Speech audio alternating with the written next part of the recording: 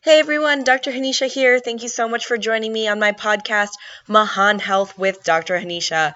Mahan literally translates to great in Sanskrit, and it just doesn't make sense to have anything but the absolute best when it comes to your health.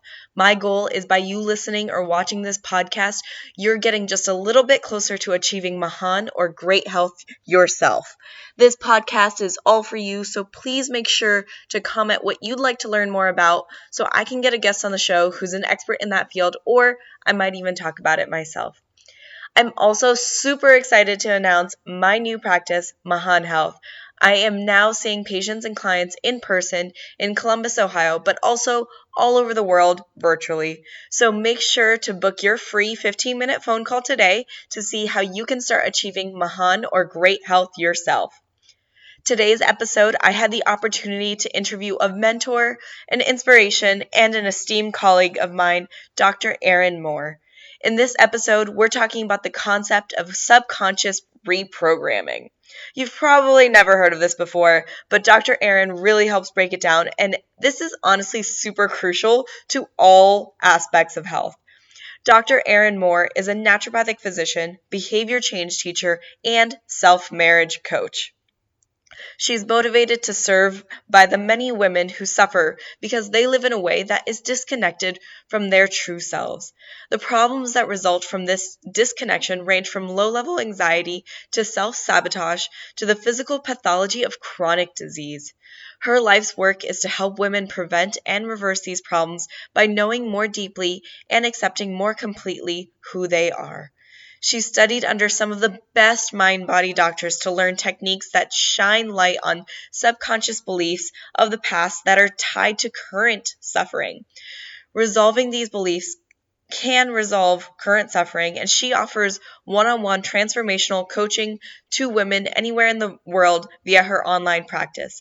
She also offers free self-marriage coaching to a private Facebook group that supports women who want to learn how to cultivate a caring and loving relationship with themselves.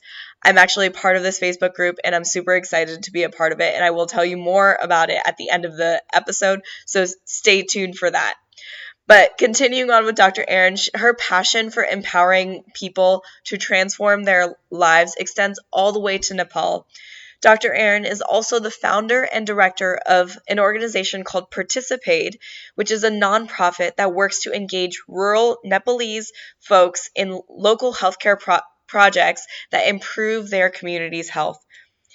In this episode, we actually do a fun exercise to practice self-kindness right now, so I hope you all enjoy that. I learned a lot from this episode, and I've been practicing some of the exercises that she recommends since our interview, and it's really made a difference in helping me be more resilient, and I'm extremely grateful for her for that. All right, I won't hold you up any longer. I hope you all enjoy the episode. Make sure that you reach out to Dr. Erin or myself after the show. All right, enjoy. Hi, Dr. Erin. How are you doing today? Great. So happy to be here. Thank you for having me. Of course, I'm so happy you're here. Thank you so much for joining me on my Mhm. podcast. Yeah. Okay, so let's get right into it. The Okay. first question I ask every single one of my guests is, what is your story? What is your journey? How Mm. did you get to naturopathic medicine? What brought you here? Hmm. Well, I was really fortunate to grow up in a family where I had like doctors modeled for me. So my dad was a doctor, but more important than that, my grandmother was a doctor. So just from a young age, I knew that it was possible. Like I have some friends that, like I asked a nurse friend the other day, what made you decide to become a nurse? And they had their own story. And I was like, why not a doctor? And they said, I just never knew, this was never a possibility for me. Hmm. So by having like my grandmother kind of active in my life as a kid, I knew that I, as a woman, I could be a doctor. So I always kind of wanted that from a young age. And my dad, or both of them actually, were medical doctors. So I saw the way they did things and, just so much so I don't know, tough hours and like long hours at the hospital, and the work seemed very like calculating to me, and something about the way that they practice medicine. I knew I wanted to be like a doctor, but I had a feeling there was something else. So my grandmother was Japanese, and she turned me on to like Eastern medicine, and I studied in China for a while after like my last year of college. And I thought I was going to go like the acupuncture, Chinese medicine sort of route, but it just didn't really, when I was there, I was like, no, this isn't it. I just couldn't really see it for myself. And I was, it was while I was in China, I got one of the internet cafes and just started like searching for what other kind of alternative medicine things there were. And I remember I found some integrative medicine clinic that had a naturopathic doctor in it. And I was like, what's that? And once I started learning about it and read like our 6 principles, I was pretty sold. And it was, I don't know, after some back and forth, I finally got into naturopathic medicine. Yeah. So in a nutshell, that's it. At least how I got to naturopathic school in the first place.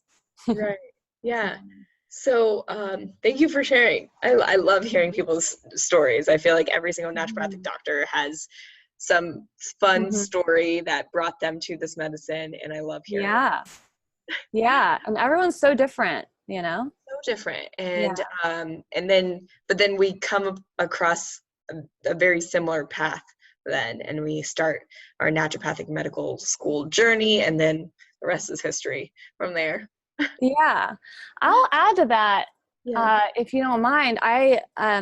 So once I started naturopathic school, because if any of your audience have ever seen a naturopathic doctor, like naturopaths practice so differently. Like every naturopath that you meet will practice in a different way, and you'll be treated by a completely different system, it almost feels like.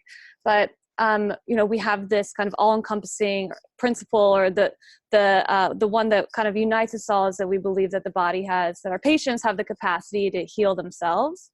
And that was like such an exciting idea to me when I was in school.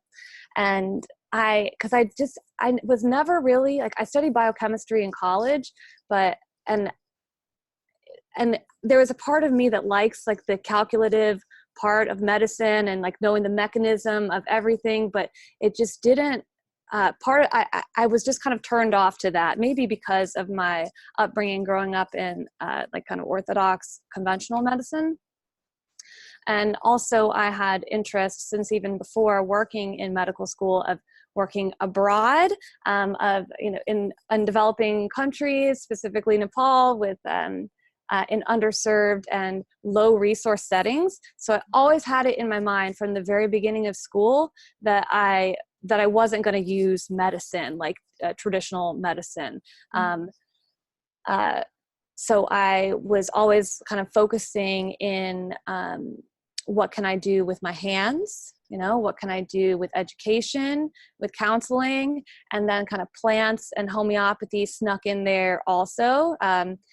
But yeah, that really, like, my kind of connection to foreign aid and working abroad, and maybe my, I don't know, hesitation to get too much sucked into the mechanistic part of medicine really drew me to this more like self-healing kind of work that I'm doing now, where I have a drugless practice. I don't prescribe anything.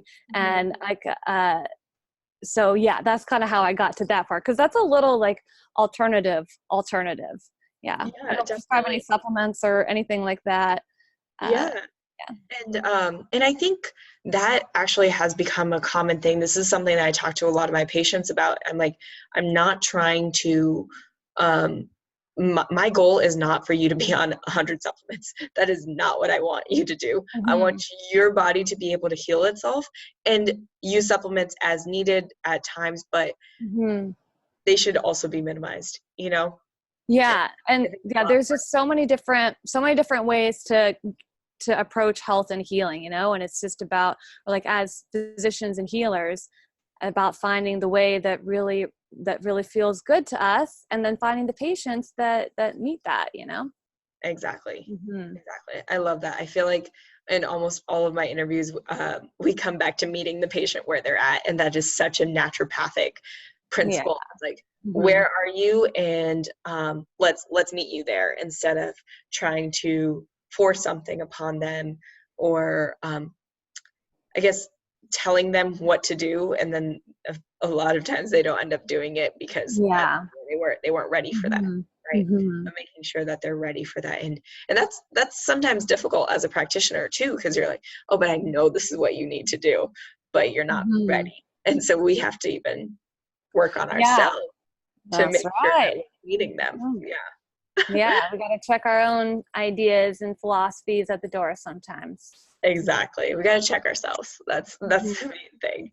Mm-hmm. And okay, so speaking of checking ourselves, let's talk a little bit about subconscious reprogramming. What does that mean? Mm-hmm. And well, actually, yeah, what does that mean? And how did you get really interested in this concept? So I've always had an interest in like psychology, and I am the kind of person like with friends or with strangers, it's going to take us about 10 minutes of talking before we're going deep. You know, it's just kind of my natural inclination to like to want to like know deeply what's going on for a person.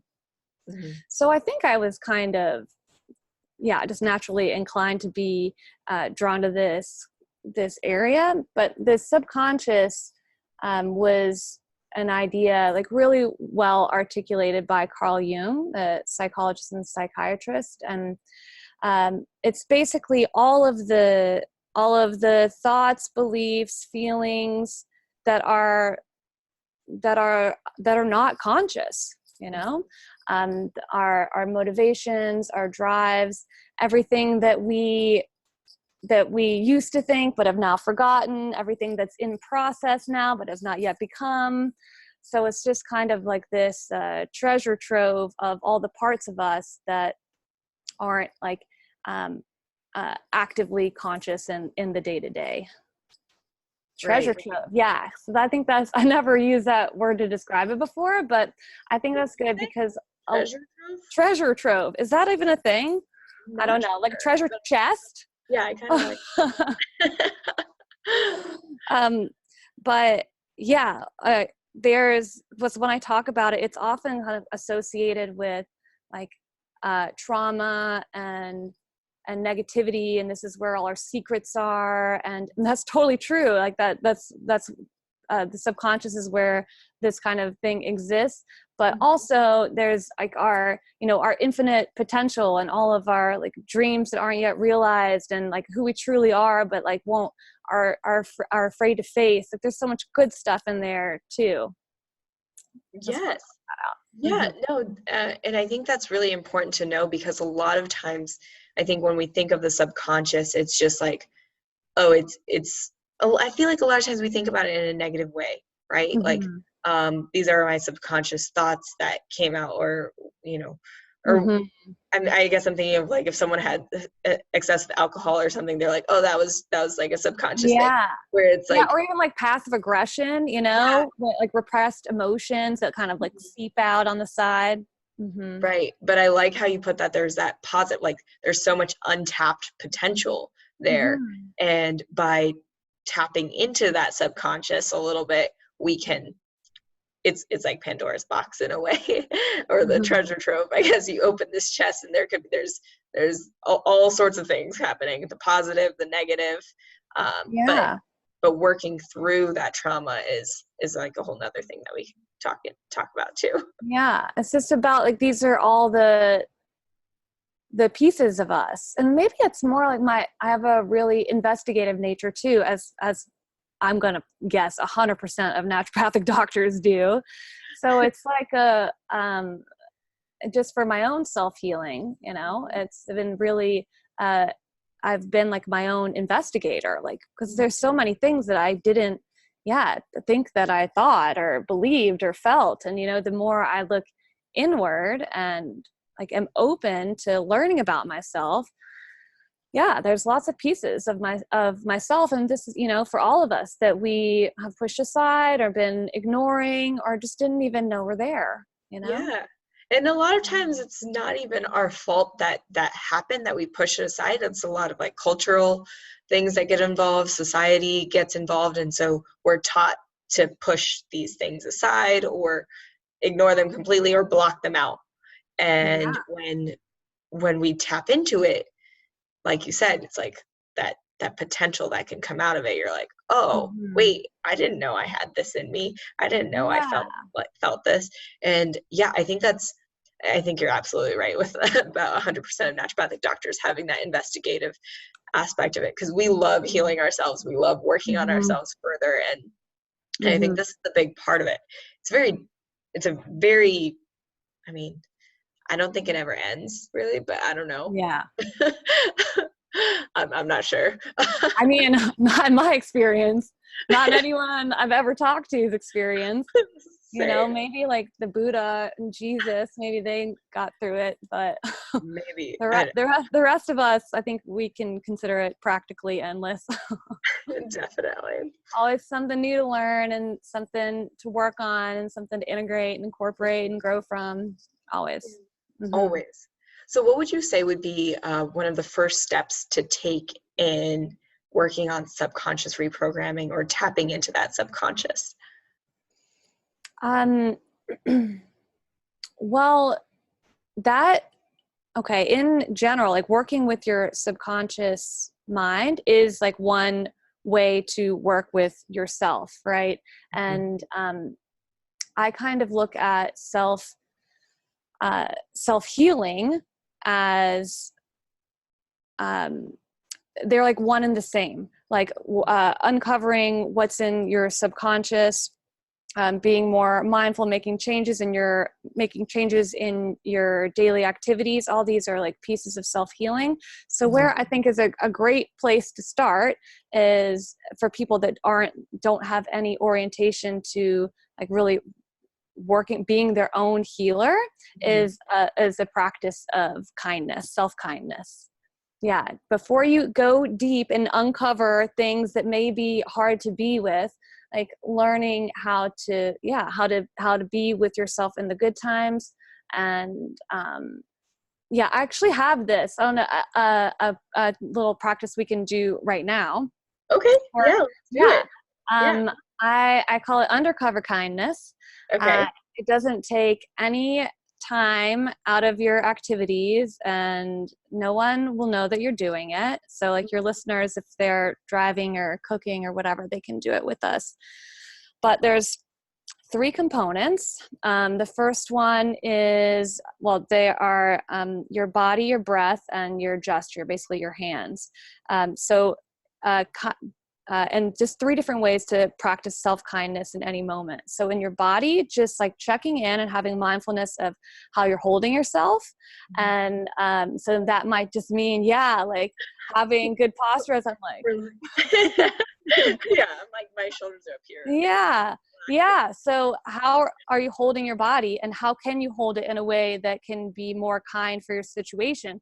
So if you like if you're at work and you want to feel powerful, or if you're if you're out and you want to feel sexy, or if you're just driving or whatever, you want to feel relaxed, just letting your body, just being mindful of that, and like letting your body be in that way. Mhm. And then the second part is with self-kindness with your breath. My teacher, Charlie Cropley, who's another amazing naturopath you might know, he, Yes. Oh my gosh, I love him. He's the best. yeah, yeah, he says, imbue your breath with kindness. So just with like a nice deep, like inhale and exhale, like imagining that, yeah, your breath is saturated in kindness and can reach all the places it needs to, the tips of your fingers and all in your chest and wherever areas of tightness are. And yeah, of course, you can just do that with a shallow, normal breath in your imagination. And then the last part is with your hands.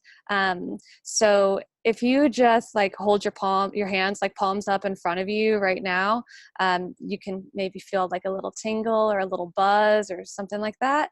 And I just like to imagine that that is like your own kindness. And then you offer it to yourself, you know? I like that. Just with your touch, like over hand over heart is like an easy one, you know, a really nice just gesture. If you're having a tough time or whatever, you're on your own, like this is a way like that you can give yourself your own kindness. But if you're like working or with people and you're in a moment when you need it, I often tell people just like a hand on the thigh or to like kind of like pat your thigh to offer yourself a gesture of kindness like that. So And that's similar to what you would do. I really like that because that's similar to what you would do to a friend or someone that you know, like your family member or whoever who's dealing with something. You would pat them on the shoulder, give them a little love, right? Like that's just naturally what we would do. So why not do that with ourselves? Yeah. Yeah, I really like that. I actually do this practice of so I like keep my palms up often whenever anytime I'm trying to relax or get into a deep meditative state. And I like this concept of the kindness being that energy. Because a lot of times what I think about is like letting go of, anything that no longer serves me, and then also allowing the positive energy and whatever I need for myself. I'm like, take on whatever I need right now, just give it to me. And I'm like, I just try to stay open in that way. And so that's why I kind of like the palms open, because I'm open to it. I'm open to whatever my body needs, whatever my mind needs. And I try to stay open to that. So I really like the kindness part of it too. I'm going to start doing that more now. Yeah. That's beautiful. I like yours too. But with Undercover Kindness, it's something I really like it. I do it like every day, like a lot. Whenever I'm driving, when I'm doing any repetitive task, because then that's how you just build the habit of being kind to yourself when like during the mundane times or when you're feeling good, because it's really, if you don't have that habit, then it's hard to access when you're dealing with something tough or you're really stressed out. But I find the more I practice it in the day-to-day boring times, that the easier it is for me to access in the tough times. Exactly. And it's a little bit of what we were talking about actually before we even started the podcast, was about celebrating the little wins, right? Celebrate yourself in that way. And that's a way of showing kindness to yourself. Be like, I did this thing, right? Yeah. Totally. Whatever it being is. the number one cheerleader. Exactly. I did this thing, and just being kind to yourself. Like, good job. Like, I did this thing, and now this actually reinforces that behavior or whatever that was. And so you're more likely to do it in the future again, which is really cool, because that's how I think a lot of times people get stuck and lose motivation because they feel like it's not going anywhere, and the work they do, they're not appreciated for it, and they're not appreciating themselves for it. Yeah. The little baby steps, baby steps all the way. All the way. I'm right with you. I love it. Okay.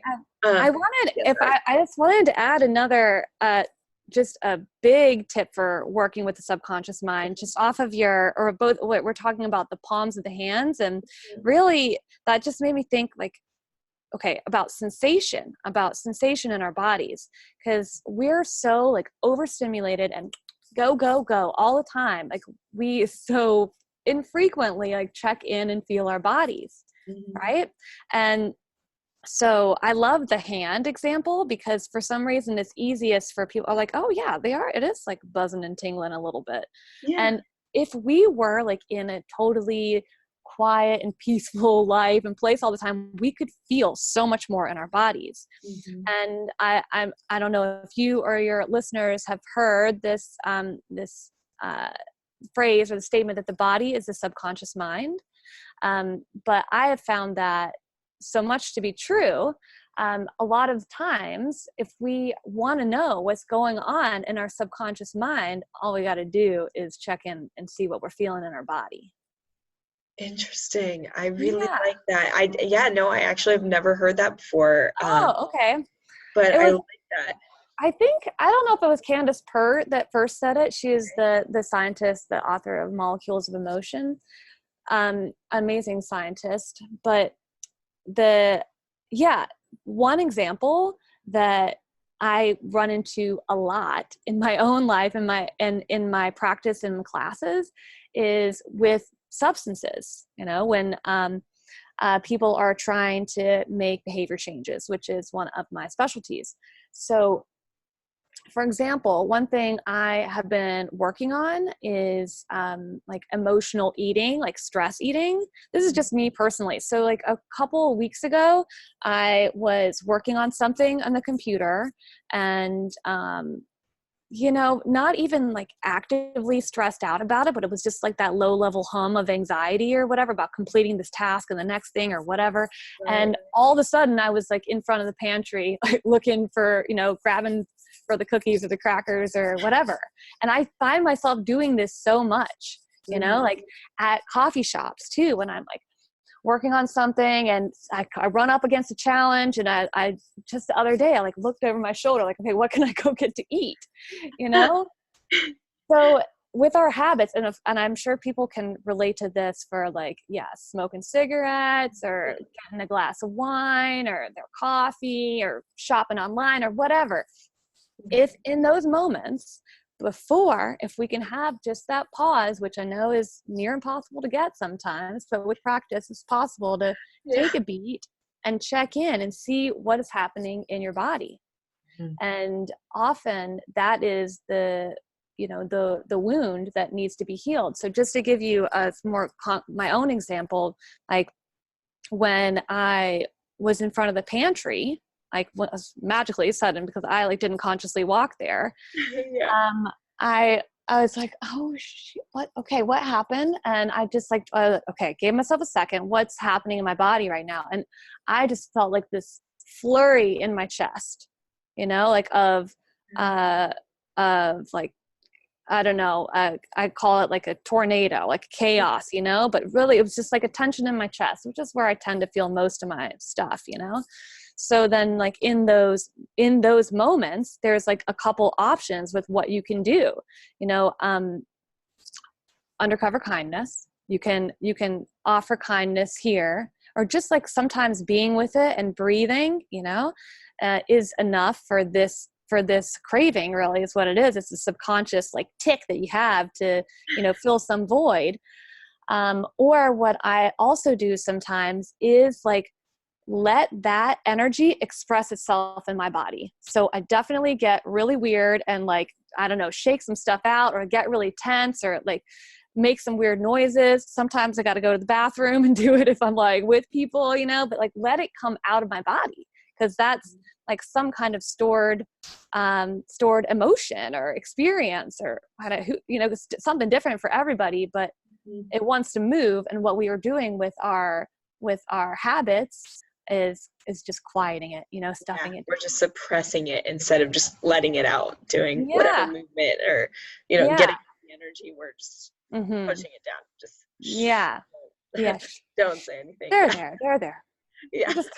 Just like grab some cookies and keep working, But so that is also another option, I don't want to shame anybody for like going for the crackers or the cookies, like that. But especially if you can get that moment of awareness before you go for it, just to know that, okay, to have that awareness that my want for cookies is associated with this tightness of my chest. That's like so valuable. Yeah. And I mean, like you said, everyone does that, right? I mean, I found myself just opening the fridge and I'm like, how did I get here? Right. There have been times where I've been really stressed out and then I'm just like, I just want a glass of wine, and then, but because I'm so in tune with it, I'm like, why do I want this glass of wine? And then I listen and I try to stop everything because I'm like, okay, I don't want to get into these habits where I'm stressed and I just go to wine. And then and then I could get Yeah.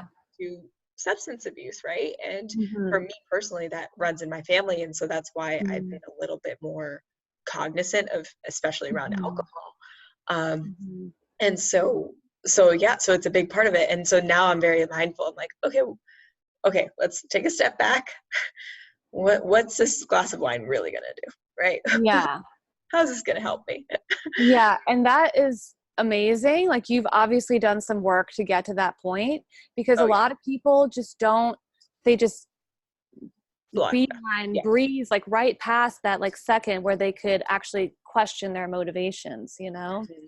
And Hmm. so that's, and then that is another like the practice of mindfulness is really the best. I don't know any other way to really have enough like active participation in your mind so that you can stop those thoughts from happening, or just stop yourself and Right. just Yeah, for 1 second, you know? It's all it definitely. needs. And I'm not sitting here saying that I've never ended up drinking the wine anyway. Mhm. Yeah, sometimes you just gotta go for it, and sometimes it's not worth the trouble. Exactly. I'm not gonna act like I'm like all high and mighty, but there most of the times, if it's under that sort of situation, right? If I'm with friends and it's like a a casual social event, then that Mhm. changes the dynamic of the wine, right? It Yeah. completely changes why Mhm. my motivation for drinking the wine. It's completely different. Uh, Yeah. when I'm stressed. And so I do check in on myself and I'm like, okay, if it's this situation, then I need to Mhm. step back. Let's work on myself. But if it's Mhm. a different situation, I mean, yeah, like you can have some cake or ice cream occasionally. Mhm. Like I'm not I have that too, right? We all Yeah. and so it's not about not having the foods ever or not having the alcohol ever. It's about understanding what's going on subconsciously, what your body needs. Yeah. Yeah. Yeah. Or just your motivation Right. for for reaching for that. Like, really, so it is so much about mindfulness in the end, like just, or like maybe reducing mindlessness, stop mindlessly consuming, and really paying more attention to your relationship with these substances, which is something I'm really interested in now. Yeah. Yes, Like, how do you definitely. relate to, it's not about like I can never drink again, but like, what is my relationship with alcohol? Like, how do I use it? How does it help me? How does it harm me? What do I want from this relationship? Do I want this relationship at all? Exactly, exactly. Completely analyzing that situation. And I know speaking of relationships, I know we wanted to talk about self-marriage today Yeah. as Mhm. well, but we're running out of time. So Oh, I'm already. Wow. you on another time and we'll get into self-marriage a lot more Okay. because I'm very interested in that concept too, and I feel like a lot of listeners would be too. So we'll definitely have you back again to go Okay. over that. But All right. Sounds great. before we move on to the more rapid fire questions, what was there anything else that you felt like you really want our listeners to hear about subconscious reprogramming? Maybe just that it's not so scary. Okay. It's like, I found that with a lot of my patients and students, is that people are like scared to face themselves, and start small, do it little by little. But if you've got your back, and you can learn some basic skills like in self-marriage, then it does take some courage, but it's really like with every step of the way, the more you get to know yourself and accept yourself, it's just a really like expansive and enjoyable process. There are some, healing is not linear, right? There are some uh, twists and turns, and it can be difficult, but that's the main thing, is that it's not so scary and anybody can do it.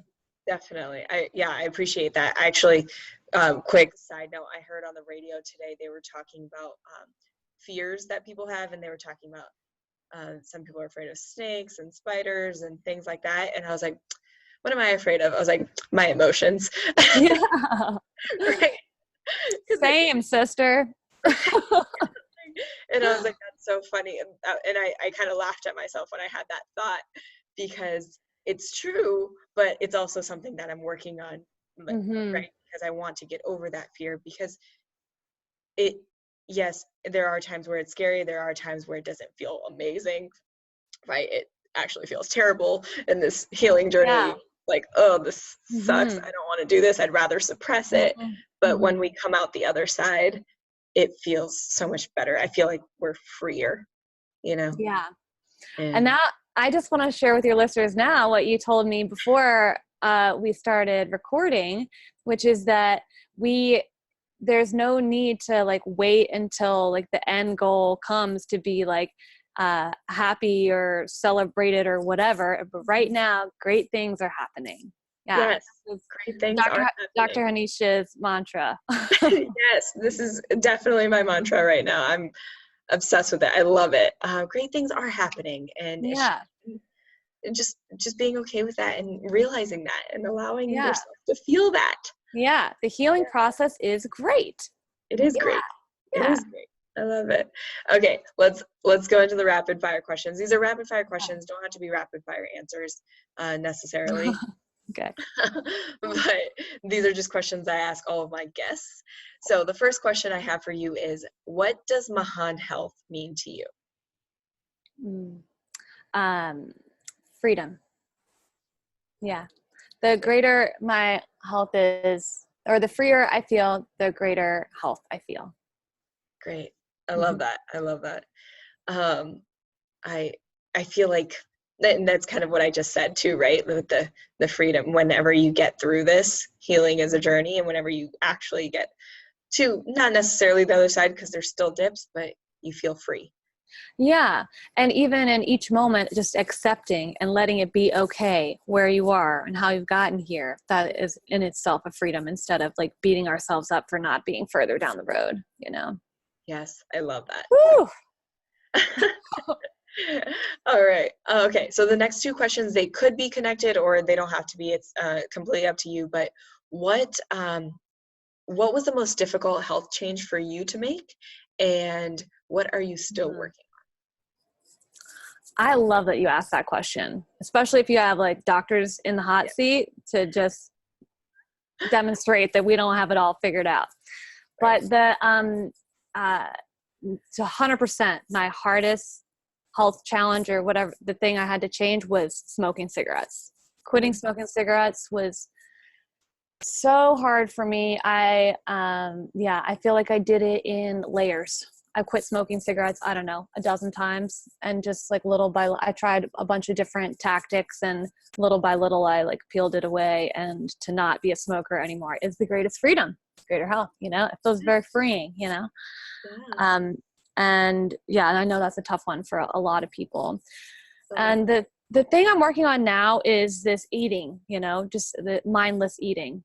I mhm. didn't even, yeah, I actually, it came up for me recently. I didn't even realize that I did it, you know? Yeah, because we were not paying attention because it's happening subconsciously. Yeah. But the more I practice what I preach and walk what I talk, then I began to like see this pattern in me. And so, yeah, that's what I'm working on now. Just like whenever I'm eating, not just being mindful of it, not like shoving down my face while I watch a program, or doing it to soothe myself at the end of a stressful day. So that's my current focus. Yes. Thank you so much for sharing. And yeah, like you said, the main reason why I asked this is because a lot of people go through these changes, and we ask them to make a lot of changes, right? As doctors, we ask them to make so many changes, and sometimes it seems like we have everything figured out when Mm-hmm. we're still working on some things, and some things Mm-hmm. were extremely difficult for us, but you just don't see it anymore because we Yeah. already worked through that. Like Yeah. for your case, the cigarette smoking, it was so Yeah. difficult. But now, if people worked with you, they may not even notice it, right? They may Yeah. not know that you ever went through that, but you did. No, yeah, probably not. Mm-hmm. Yeah. And so that's why I asked that question. I really appreciate you answering and being vulnerable with me and the audience. Mm-hmm. Yeah. Okay, so my last question is, if you could have a commercial, what would it be about and why? So this question is just because I have this vision of one day all the commercials are going to be like about health and wellness and becoming a better person. um, and so what would be your PSA? Hmm.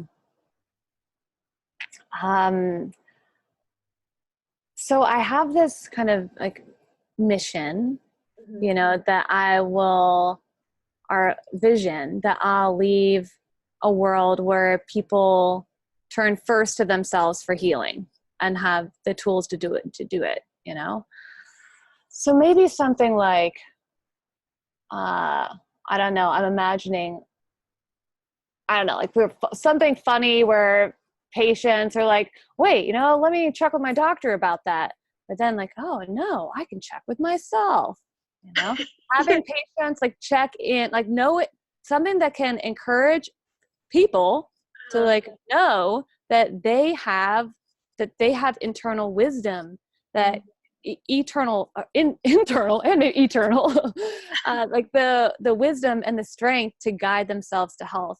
And really, like, I would love to see a world where doctors are more just like facilitators and guides, and really people feel more empowered to make decisions about what medicines they want to take, what kind of changes they want to make in their life. Yeah, I hate that in the healthcare system now, where it's like people are like, well, if my doctor says I got to take it, then I got to take it. Yeah. And that's not, yeah. So something like that. Something like, you Something don't like have to, that. Yeah, yeah, no, I appreciate learn that. and learn. Yeah, like you said, I think that's a huge thing, and I think it's really important for the patients to feel empowered. I want patients to ask me questions because I know they're engaged in their own health then.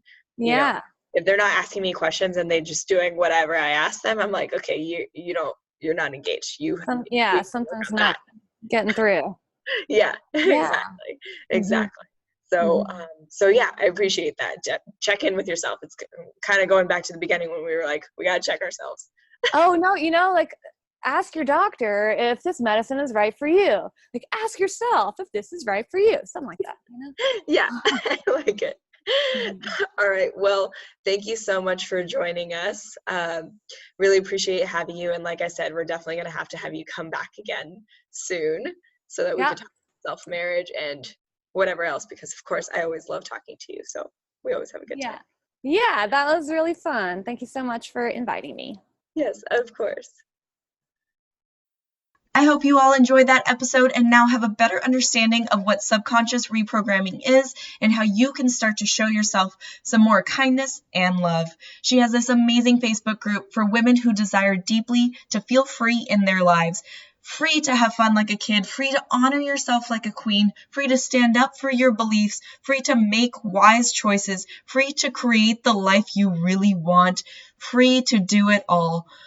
She says that we become free by knowing and accepting ourselves layer by layer, and self-marriage is the art and a practice of exactly that. So that's what this Facebook group is all about. I'm super excited to be a part of it. So I hope you all will join me as well. I will have all of this information and Dr. Erin's information and the resources she mentioned in the show notes below.